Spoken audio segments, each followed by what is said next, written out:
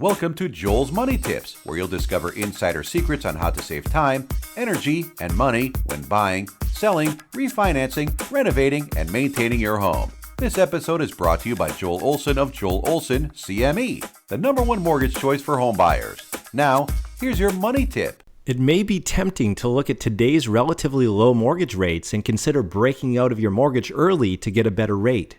Certainly, if your existing rate is significantly higher than today's rates, this might make economic sense. But before you decide, consider what you might have to pay an IRD, interest rate differential. An IRD is a prepayment penalty charged by a bank when you break out of your mortgage early. When a bank lends money, it borrows those funds from investors and guarantees to pay the investors a certain return over time. If you break out of your mortgage early, the interest the bank was earning is no longer coming in, so it doesn't have enough funds to continue paying investors the agreed upon rate.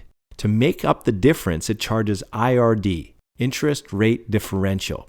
Current interest rates affect how much IRD you pay. If rates are rising, which means the bank can replace your mortgage with one at a higher rate, the IRD is generally lower. And if rates are dropping, the IRD is generally higher. Another consideration is that if you break out of your mortgage to go to a new lender, you usually have to pay about $1,000 in legal fees.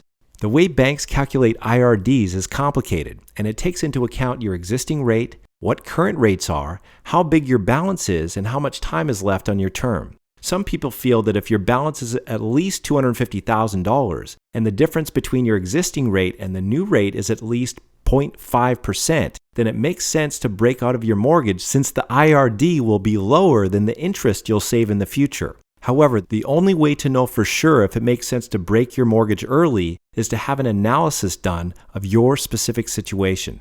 To take advantage of this free, no-obligation service, call us today.